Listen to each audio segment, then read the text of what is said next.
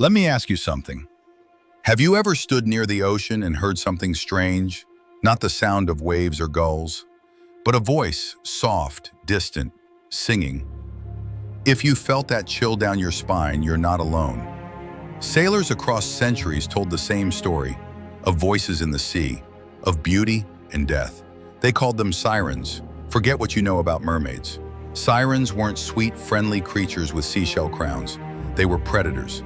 In the oldest Greek myths, sirens didn't even have tails. They were part woman, part bird. They perched on jagged cliffs, watching the sea, waiting for ships to sail too close. And when they saw one, they began to sing.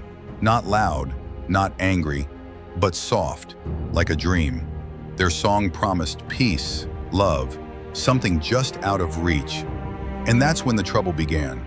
The sailors would stop steering, they'd lean over the rail, enchanted.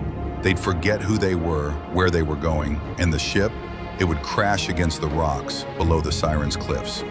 Some say the sirens feasted on the sailors. Others say they simply smiled and waited for the next ship to pass. But the legend doesn't stop there. Over time, the image of the siren changed. No more feathers. Now they had shimmering tails, flowing hair, glowing skin. That's where our modern idea of mermaids comes from, a deadly mix of beauty and danger. But the sea doesn't belong to just one myth. In the Caribbean, there's a spirit called Mami Wata, beautiful, rich, powerful. She lures men into the water, not to kill them, but to keep them. If she likes you, she might bless you with wealth. If not, you vanish beneath the waves forever. In Russia, they fear Rusalka, the ghost of a drowned woman. She looks human until she drags you under. And in Irish folklore, there's the selkie, a seal that can turn into a woman.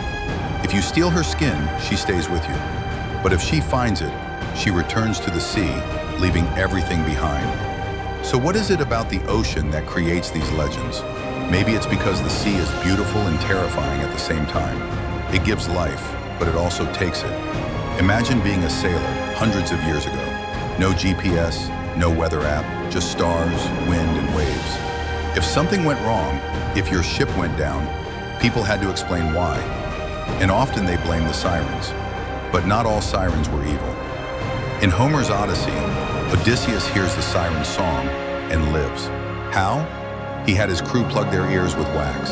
He alone listened tied to the mast, so he couldn't follow them. He heard the song and survived it. Even thousands of years later, sirens still haunt our stories. In 19th century paintings, they float in the waves, half naked, surrounded by the wreckage of ships. In literature, they're symbols of temptation, beauty that hides danger.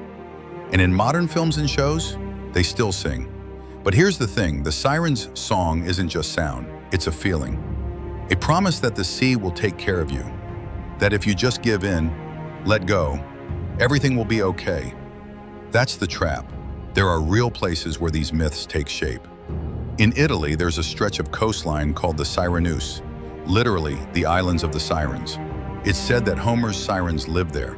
In Denmark, there's a statue of a lonely mermaid staring out to sea, based on Hans Christian Andersen's tale. But his mermaid wasn't a killer.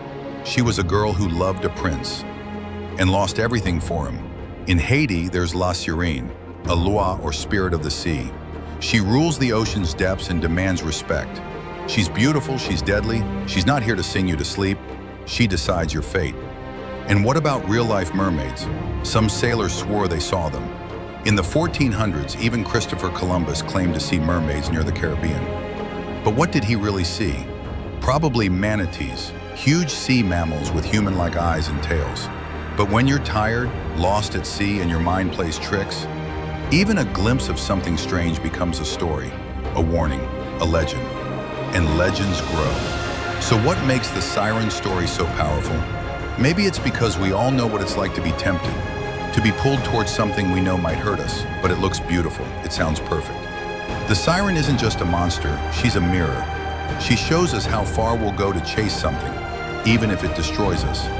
That's why she keeps showing up, in songs, in art, in dreams. Today we have submarines and satellites. We've mapped the ocean floor. We've built ships that can survive the storm, but the siren still sings. Not always from the sea, sometimes from a screen or a voice, or an idea that seems too perfect to be real. And still we listen, still we follow, still we crash. Because the scariest thing about the siren is not her voice, it's how badly we want to believe it. So the next time you're near the water and the waves seem too calm, and you hear something soft, sweet, almost human, don't look for the singer, don't follow the sound, and whatever you do, don't lean over the rail.